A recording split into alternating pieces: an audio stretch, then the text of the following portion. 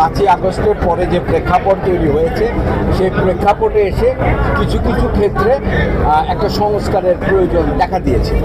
অভিনয় শিল্পী সংঘ বাংলাদেশে যতগুলো অর্গানাইজেশন আছে এই অভিনয় সংক্রান্ত এবং নির্মাণ ক্ষেত্রে যতগুলো অর্গানাইজেশন আছে সবচেয়ে শক্তিশালী সংগঠন হচ্ছে অভিনয় শিল্পী সংঘ। এর সদস্য সংখ্যা 1200-র উপরে।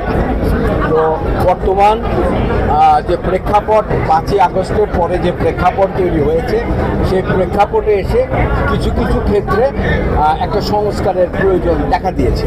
তো সেই সংস্কারটা গঠনমূলকভাবে এটা কিন্তু একটা পেশাজীবীদের একটা সংগঠন, এটা একেবারেই অরাজনৈতিক একটি সংগঠন। সেই জায়গায় আমরা শিল্পীদের ক্ষেত্রে যে নির্বাচনের প্রক্রিয়া বা একটা সংগঠন চালানোর যে প্রক্রিয়া সেটা অন্যান্য যে সংগঠনগুলো আছে তার যে প্রক্রিয়া তার চেয়ে এটা আলাদা হবে। সুতরাং এখানে আমরা প্রত্যেকেই শিল্পী সহশিল্পী। আজকে আমরা একটা পক্ষ নিলাম, কালকে দেখা যাবে যে পরের দিন শুটিংয়ে সকলের সাথে আমাদের দেখা হচ্ছে। সুতরাং আমরা প্রথম থেকে চেষ্টা করেছি এটাকে একটি এমন সহাবস্থানের সংগঠন তৈরি করা যাতে বিবাদটা একেবারে না হয়।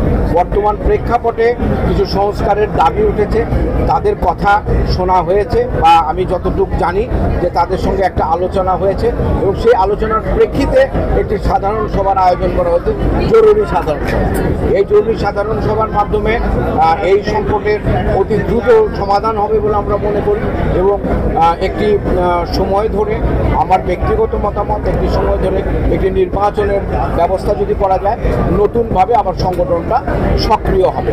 এখন যে অবস্থায় আছে, যে স্থবিরতা আছে, এটা খুব অতি দ্রুত সমাধানের জন্যই কিন্তু 28 তারিখে সভাটা ছিল, সেটাকে 18 তারিখে করা হয়েছে। সুতরাং আমি মনে করি শিল্পীদের দিক থেকে শিল্পীরা যথেষ্ট সজাগ এবং তাদের যে সঙ্গে আরেকটি কথা আপনারা সকলেই জানেন যে এই সংগঠনটি যখন তৈরি হয়েছিল আমরা 4 জন এটার মূল উদ্যোক্তা ছিলাম, তার মধ্যে আমি একজন, জাহিদ ছিল, তৌকির ছিল, আজিজুল হাকিম ছিল। পরবর্তী সময়ে এই সংগঠনটা আজকে 1200 সদস্য হয়েছে।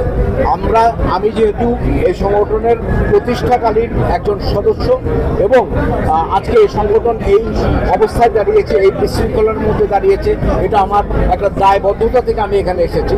আমি চাই যে আমার নিজের হাতে বা আমাদের হাতে তৈরি করা যে সংগঠনটি সেটি আগে যেরকম সক্রিয় ছিল এখনও নির্বিবাদে এবং নির্দলীয়ভাবে একটি সংগঠন থাকবে যারা শিল্পীদের কল্যাণের জন্যে, শিল্পীদের স্বার্থ রক্ষার জন্যে কাজ করবে, আর অন্য কোনো কিছুই না। এখানে অন্য কিছু করবার কোনো অবকাশ নেই। এই হচ্ছে আমার জন্য। ভাই